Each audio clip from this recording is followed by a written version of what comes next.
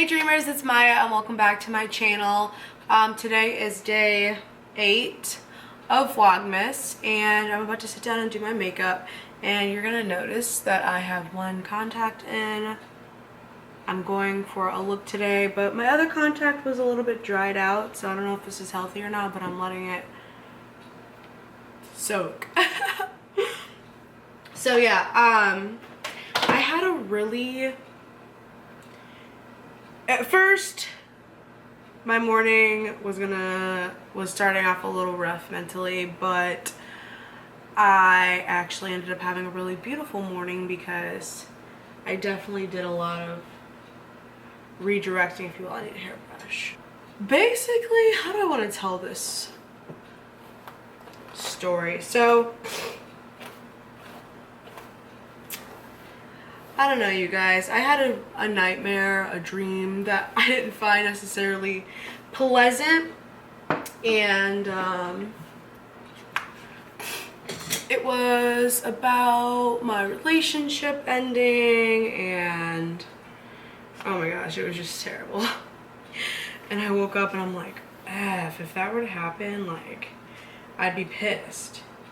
I'd be very upset. I'd be ready to commit murder. And then, like, me having that nightmare just made me feel all this type of weird energy, and I'm like, it sounds weird saying it out loud and it sounds petty saying it out loud, but like, you know how you have a dream about someone and you wake up and it just felt so fucking real that you just want to do something about it in real life even though nothing even happened. But I think this really stemmed from the fact that me and Chase recently opened our relationship back up, and I think a big thing for me is, my necklace just fell off, is I guess a fear of mine, or a previous fear of mine, is him ending up with a friend of mine, because my last series, and I think this is the only reason why this is even a fear of mine, is because my last relationship, I had a person in my life who kind of went behind my back and was just being sneaky with the person of interest that I had. So with me knowing that, it was really huge for me to wake up and not let, like, past, you know, be projected onto present moment, because everything is seriously fine, everything is going okay. So I was just dealing with that and dealing with some negative thoughts. Like, negative thoughts were just swirling in my head, scenarios playing out that aren't even happening, and just my mind was just starting to spin, all because of this nightmare I had. And I was aware of that, so my energy was yucky, and I was like, okay, I need to take necessary steps to get myself back to a peaceful state of mind. So that's what I did. I knew I needed to do something, so I didn't have some list made out. I just kind of let myself guide myself to what I felt I needed to do.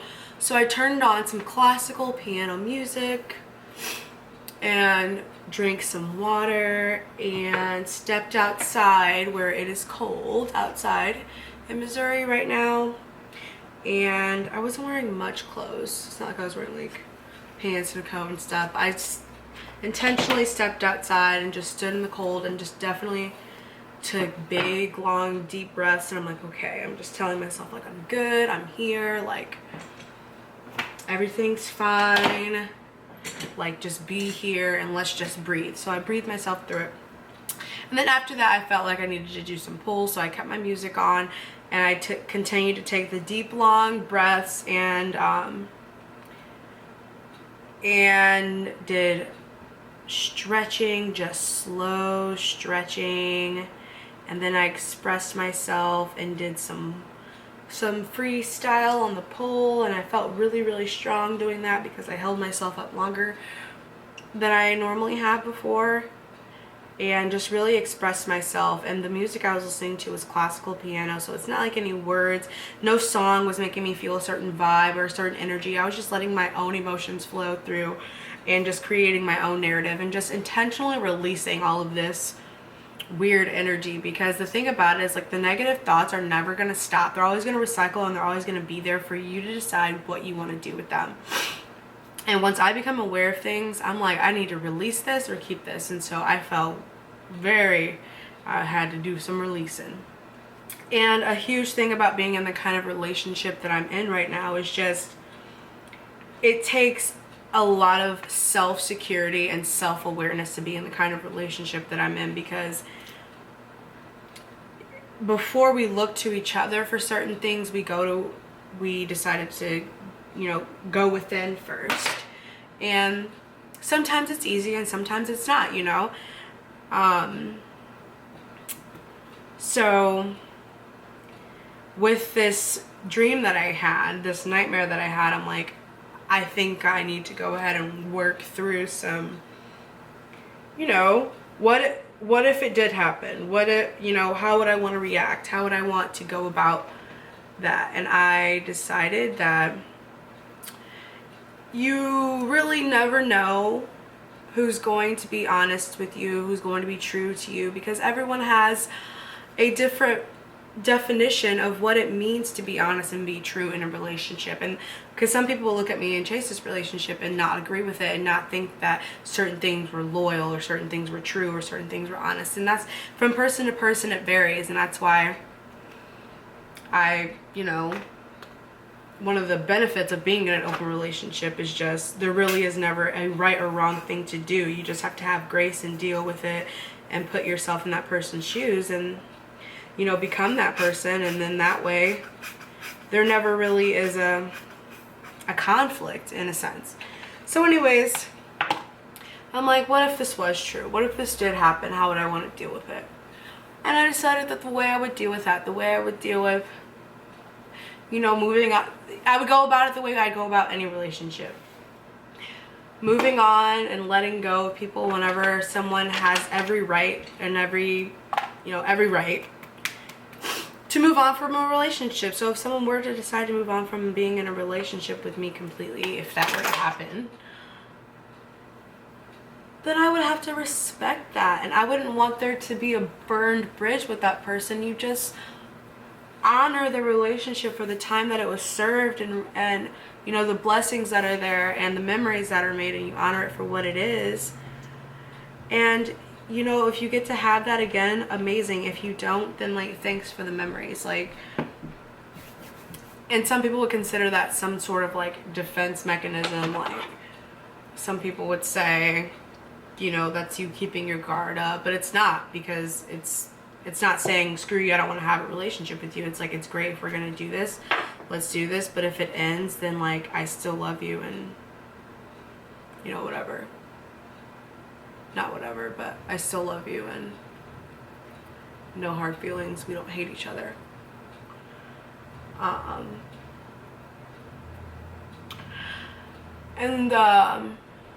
I think another big fear of mine is people not being honest with me or telling you the truth about what's going on. And that's just a fear, and it's just not real, because I'm honestly in the most honest relationship that I've ever been in, and up until this point there has been nothing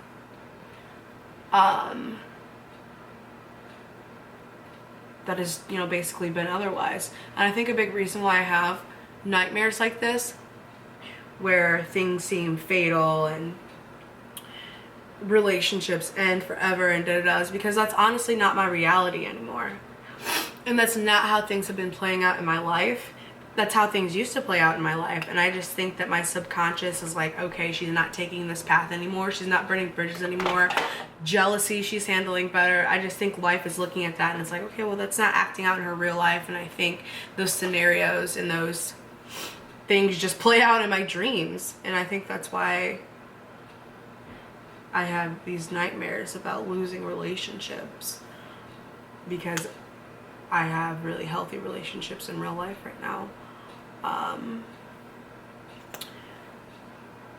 And another way I work through this is just having an open, honest, awkward conversation with the person or people involved and you hope, you desire that everyone will be honest, but at the end of the day you never really know. So you just have to make a promise to yourself that you are going to be honest and you're going to be true, and that no matter what happens, you're going to do what you need to do to have a good life. And that ends up reflecting, and that ends up being the thing that actually happens. There's like a sense of detachment, and you know, not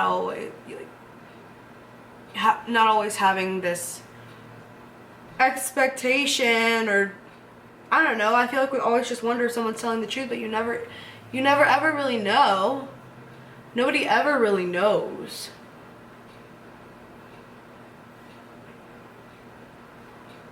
You can only hope. But you can know for yourself how true you are, how honest you are in yourself. And I think because I have been radically honest with myself, that I've manifested a relationship where it's reciprocated and given back to me. So that's kind of how I work through those things. And I don't know if any of this has even made any sense at all, but I'm kind of just ranting. Part of me, huge part of me, wants to spill like all the tea and like put all the details out there, but I do want to have the conversation with Chase first and offer him the opportunity for us to have the conversation together, because I think that would be really interesting. Let's just say the title, if that happens, the title of that video will be "My boyfriend has a Tinder account," and then in parentheses, or is it parentheses? Yeah. And then in parentheses it'll say, "And so do I." And I think that would be really interesting and a learning experience for everyone, including myself. But yeah, we both do have Tinder accounts. And I think we've been matching with some of the same people. Which is LOL and also gulp. Because the weird thing is, like, I have my thing set on girls right now. So the weird thing is, like, matching with the same people, and you know, wonder certain things. But whatever I'm wondering really doesn't freaking matter, because the home life is so secure. Our relationship is honestly so good. Whatever's going on, like, outside of what me and him have, this is just my perception of reality right now. It's just really none of my business, like, and vice versa. What we have when we come together and we have our relationship and we talk and we communicate and we live together, like, our relationship is great. So if he were to have a connection with another person, it doesn't threaten my connection that I have with him, because we're just so secure in it. Like, it's not being bothered. Like, if he treated me like crap but was treating someone else better, like, that's when things would be weird, and that's when it would be time to, like, you know, reevaluate again. But that isn't the case. We have an amazing relationship. We are honest about what we want from one another. We're honest about what we could potentially be seeking out in other people. And that's just it. My brain's like, ooh, I need to find something wrong. So it gives me this fat ass nightmare instead, because there's nothing wrong.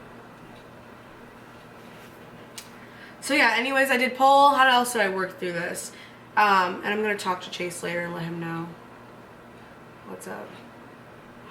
Oh my gosh, dance class. Yes, love that song. I'm getting ready for dance class right now. So yeah, you guys, I just wanted to let you know I had a nightmare last night. My thoughts were literally beginning to attack me. And then I worked through it, breathed through it, danced through it, truthed through it, and talked through it. I already did open up to a friend about and told her in full detail about the dream I had.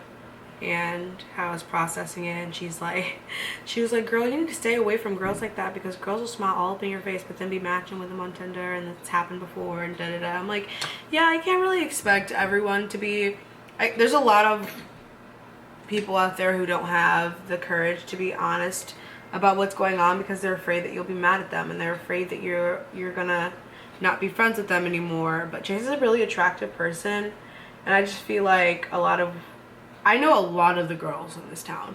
I feel like a lot of the girls in this town find him attractive too, and would, honest to God, be friends with both of us, but would talk to him but wouldn't tell me they were talking to him because they would be worried I was gonna be whatever. But on some real shit, like, I would respect a bitch who would approach me, a female. I would respect a female who would approach me and say, you know, like, are you and Chase dating? Like, me and Chase matched on Tinder, like, you know, and asked me, like, if they were trying to be cool with me, if they were to ask me, you know, if you're being cool with me and you don't know that we have this open relationship and all that, like, you don't really know what's going on, but you go and pursue him, I think that's a little bit shady. See, in my opinion, that's shady. But somebody might not think it's shady. Somebody might think they're protecting me. Somebody might think that they're doing something else, and that might be their intentions. And that's why you can't really be mad at people for doing shit, because everybody has their reasons and their logic behind things, and we don't all think the same. We weren't all raised the same. We don't all have the same beliefs. So you just fucking hope for the best. And just make sure no matter what, you're going to do what you need to do to have a great life. So, yeah, I'm going to finish my makeup and go to dance class and make my day about me and hold myself accountable and show up for myself and do what I need to do to have great mental health, have a great day, and have a great life. And, yeah, it was great venting to you guys. Building, man, you know what I'm saying? This morning, we out here in the crib, you know, doing our little thing. You are not gonna let me talk. 5 o'clock type shit. We whipping up that French toast. Bring you around over here. What I was gonna say is this morning. Hold on. I'm still doing my thing. I'm still doing my thing. You can have your turn. It's gonna be our turn. We got the motherfucking French toast.